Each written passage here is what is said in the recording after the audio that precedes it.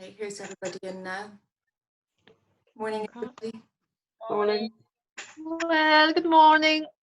Guys, sorry you can't see me yet again. It's Kinga here. But I am here just for 5 minutes, just to say very quickly, and as I said, not to take Leslie's time. A huge thank you to Leslie for facilitating that, first of all. And look, we will try to do something similar, more kind of on a regular basis, and have it as kind of half an hour workshops. So if any of you are using kind of any platform that we might not know about and it really works, just email me. And as I said, it's not, as you will see from Leslie, it's not as scary as it seems. So look, thank you very much and enjoy the workshop. Thank you. Okay, we've got Claire O'Boyle who's trying to join but seems to be having difficulty. So we'll get started anyway. So you're very welcome.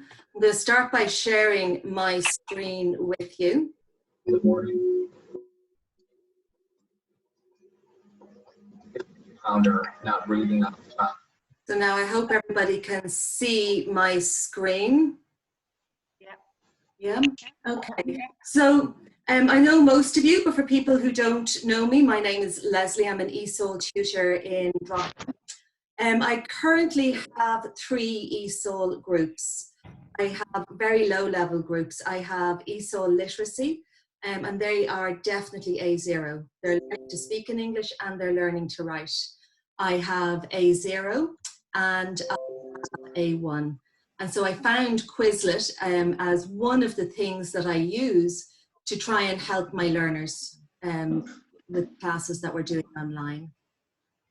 So a little bit what we're going to go through today. It's going to be very quick. I'm just going to show you what Quizlet is, how it works. I'll show you one of my Quizlets that I use for my ESOL learners so that you can see the finished product first. I'll show you how to create a Quizlet, how to save it and share it, and then uses within ESOL. So the way I am using it this term for my own learners. So first of all, what is Quizlet? Quizlet is basically an online study tool. It's available on your mobile, on an app, or on desktop. You do not have to download the app to use it, and that's really important for learners who just won't download anything or sign into anything. They just don't have that ability. So when they get this on their mobile, either through WhatsApp or email, the minute they hit on the link, they're in. They don't have to do it. They don't have to sign in. And it actually works better on mobile than it does on desktop, which is a huge benefit because most of my learners are learning on their phones. I have 2 people who have a laptop, and everybody else is trying to go through their classes on their mobile phones. You learn your information through flashcards and games. The tutor can use either single words, sentences, or images. It has audio, write, spell, and matching pairs to help people learn vocabulary. So in higher level groups, if you were in secondary school learning history or geography, you could use this for particular definitions or terms, but we're using it obviously at a much. Now to start it, the tutor needs to create an account. It's free, but you do have ads. The learners can access the flashcards without signing in, and they do not need to download the app. You have the possibility to create classes. The learners do need to sign in for that, but it looks like it's a great thing to be able to do, to get your class to sign in, and then you can send stuff that's dedicated to your class and watch their progress. But again, you would need to have your learners have a certain level of digital literacy to be able to navigate that. That's something that possibly, sorry, there's one more person who's just arrived. I'm just letting them in. So yes, that's possibly something that we would set up when we're back in September and I have the learners in class. So it depends on the ability of the learners. That is what the Quizlet screen looks like. So it's just quizlet.com, and up in the top right hand corner you have a sign in, and it's just as normal. They look for your name and your email address. and I'm using my work email address. So now I'm just going to come out of my slides and I'm going to go into my Quizlet sets. So I'm signed in here. Okay, we've one more person, Angela. So you're very welcome, Angela and Siobhan, who've just arrived. And Miriam has just arrived. So you're very welcome. So this is what my Quizlet page looks like. And I already have a number of Quizlets that I've made for my learners. So I'm going to go into one of them and show you what it looks like so you can see the product first. So this is one I had for my A0 group. And it was, we were doing jobs. Welcome, Olivia. I've just allowed you in. We were doing vocabulary for jobs. And so these are the flashcards, first of all, what they look like. I use a simple image and then a word. And so they have to click on this to turn it around and they get the word that's associated with the picture. And then importantly, there's a little audio symbol up here. It automatically says the word, but they can click on that and it will say the word again for them. Hi, Leslie. Sorry, Mike. Oh, no problem. Hi, Olivia. Hi. So then this one is, again, they click on it and it says the word plumber, click on it again, and they go back to the image. And so they go on through it. We have electrician, artist, and so I just had a dentist. I had a number of words that they had to learn. So it was just an image and a word.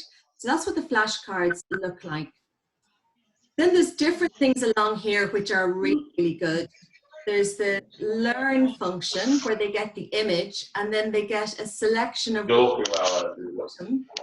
and they have to choose the right word. Then they get the next image and they have to choose the right word. So here we have shop assistant and chef. So it's a different way of them learning their vocabulary. Write and spell are really good, particularly with the literacy learners, because you have to write the word in here. So if I write the word waitress and submit, it tells me I'm correct and it'll go on to the next one. Here again, we can ask the app to speak the word for me. So it's saying the word doctor and I then have to spell the word and type the word in here. So it's for learning spelling. Then there is a small test that you can do where you write in the word attached to the pictures here. So again, it's more images, single word and spelling. There's a couple of games that you can play. Gravity isn't brilliant, but the match game is excellent. And so when they do the match game, they get tiles with the image and the word. So here we have chef, and there's my chef, and they both disappear, and so on. So that is what it does. So it's different ways of learning the vocabulary that they need to learn. Now, to create a Quizlet, it is very simple. You create it up here. Okay, to upgrade. So I'm just going to create an example Quizlet here. This week, my learners are learning about, I'm just going to bring this a little bit smaller. This week, my learners are learning about vocabulary for my house. Sorry, Leslie, could everybody mute? I was just looking at that. I was just Thank looking at that, if I can mute them. If everybody could mute theirs, that would be great because there's a little bit of background noise. Okay, so I'm going to do vocabulary for my house and I'm using the word that I want them to learn first and I type it in here. Over here, you can choose the language. You can write in a word, a sentence or a definition, or you can simply choose an image. And for my learners, I just choose an image. When I choose the image, a description comes up. I don't use that because my learners are A0. So there we have wardrobe. If I choose sofa on this side and look for an image, it'll come up with a set of images that I can use. sofa. What else do we do? Lamp. And if I look over here, it will show me different images of the lamp that I can use. And say we have table and chairs. And there's a nice dining table and chairs. So you can add as many of them as you want. I've had 20, 22, 24, whatever it is. You simply go down the bottom and create your Quizlet. And as soon as you create it, it gives you the opportunity to share it.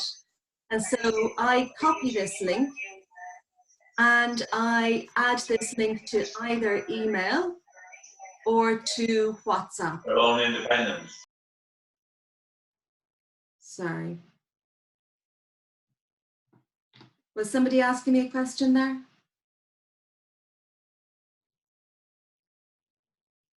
No, I think everybody's on mute. Sorry, I thought I heard somebody asking a question there. So I then share it with my ESOL Lit learners. I put that into WhatsApp. With my other learners, I send it through to them on email. Most of my learners are learning on their phone. And so as soon as they get this on their phone, they can tap it. And it is one of the very, very few pieces of software that actually works better on the phone.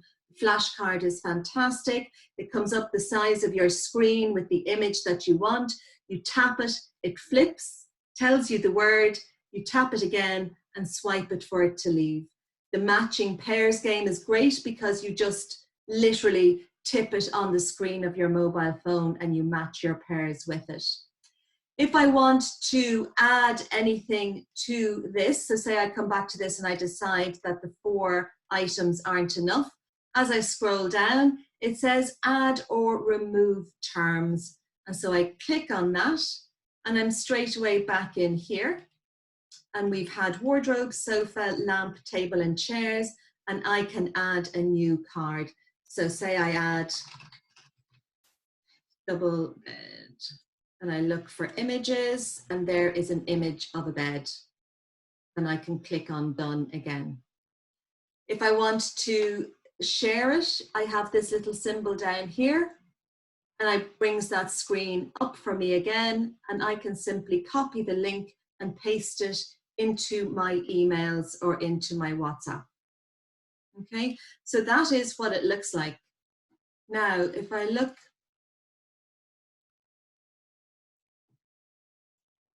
uses for it within ESOL. These are the ones that I've either done or I am doing this term. So again, I've got A0 and A1. So each week we learn a different group of vocabulary. So we have jobs, my daily routine, food, clothes, colors, past tense, where they could have the word on one side, which is your root word, and then tap it and the past tense comes up on the other side of the screen. My face, my body, doctor, illness, numbers, particularly spelling of numbers for 1 to 10 or 1 to 12 for my A0 groups, hobbies and weather. So these are the ones that I've either already done or that I'm going to be doing this term to help with my learners. And for my ESOL Lit group, again, they really are at a very low level and their listening and speaking is definitely A0. In terms of reading and writing, we have done group 1 phonics and this term we're working on group 2. And so I have made little Quizlets with the small CVC words that we're using for spelling. So we have approximately 10 words now. And again, they have the little image of the word, whether that is cat or sit or tap or whatever it is. And they ideally have to remember the word, they can turn it over, see the word, and then they can practice spelling the word as well. So it's to help them learn with their CVC words. And so that's really it. I mean, it's uses are endless. It's whatever you are doing that term, you can put in into a Quizlet. Whether it's definitions, you don't have to use images on each side. I've used it for prepositions, where is the ball? And I have the question, where is the ball? And a little picture of the ball in the box. And they tap it and the card flips over and the answer is the ball is in the box. The ball is beside the box, whatever it is. So you can use it for questions and answers and things like that as well for revision. So that is pretty much it. All you really need to do is create an account, create a new Quizlet, give it a title and a description, enter your words, your sentences, or your images based on whatever you're doing that week. And I would strongly recommend that you send it to your own phone to test it first. I nearly always make small changes because I decide that I don't like the image, or it's just not the way I want it, or I've left a word out that I wanted to have included in it. So send it to your own phone, give it a test, and then send it out to your learners for that week for learning. So that's pretty much it. Does anybody have any questions about it? You can unmute. Hi, Leslie. It's Angela Ansel here. Sorry, I came in Hi. just a little bit late. That's right. And so I just missed the first bit. Sure. So do you just sort of download it on your phone? If I was a learner, for example, how would I sort of access You don't it? have to download it, and that is the key to it. You can download the app onto your phone if you want to, and you can create an account. The learner can create an account and can sign in if they want to, and that does give the tutor some extra functions because you can see what your learners are learning. But I didn't set this up in the classroom. I only set this up this term when all my learners were at home. Yeah. They don't have the digital literacy, the language for me to navigate that easily with them. They do not need to sign in. I send them the link, they tap on the link, and it comes up on their phone. Fabulous, yeah. Now it's easier, it's a little bit nicer if they do the sign in. So you can, as a tutor, pay for a more premium product, which allows you different images. So it allows you to upload your own images. Sometimes the images you get on it are a little bit limited, but they're fine. I mean, I haven't paid for an upgrade as yet, but I think it's quite cheap. So I might do it in September, where perhaps I'm using it a little bit more and I'm getting my classes to sign in for it. But at the moment, I'm using the free version and it's fine. Excellent. And then from your point of view, Leslie, did you just download it on your computer, or? No, I don't have to download it. I just go into the website. So if I go back and show you, just go into. Sorry, you probably said all of this and I came in late. No, that's fine. Sorry. No problem at all. You just go into Quizlet.com, and at the top right-hand corner it says sign up, and it's very simple. You just put your email address and a password, and I'm using my LMETB email address for it. So, and you get 8 different groups or classes that you can make. But again, I'm not really using that function so much because I don't have my learners in groups responding to me within Quizlet. I'm at the moment just making it and sending it out. And like I said, with my literacy group, I'm sending it out on WhatsApp because literacy don't have email, you know. So they're getting it on WhatsApp, and it works perfectly on WhatsApp. And they just tap on it and it immediately comes up, and they can start using their flashcard for learning. And with my A0s and A1s, I send them an email because I'm screencasting YouTube videos for them, so they can tap on the YouTube video and they can tap on the Quizlet, because it's really difficult to navigate worksheets when you're trying to look at it on a mobile phone. Of course. They don't have printers. And so they're trying to read worksheets and write the answers into notebooks. So this is just a really good way to be able to learn vocabulary quickly in short bites. That's kind of quite attractive. Excellent. Yeah, that's really good. Yeah, that would work well with my learners as well, actually. So that's really good. Thank you. I mean, so the sky's the limit with what you can do with it. I think it was originally made for college students revising. And so where they would have definitions, so the way, you know, you have flashcards in secondary school or college when you're revising, and I think that's what it was originally made for. But the fact that they've allowed images in it for free means that it's a huge amount of use for the lower levels anyway of ESOL Lit. Absolutely, yes, the visual is wonderful, yeah, absolutely. Does anybody else have any other questions? Leslie, hi Leslie, it's Trace here. Hi Trace.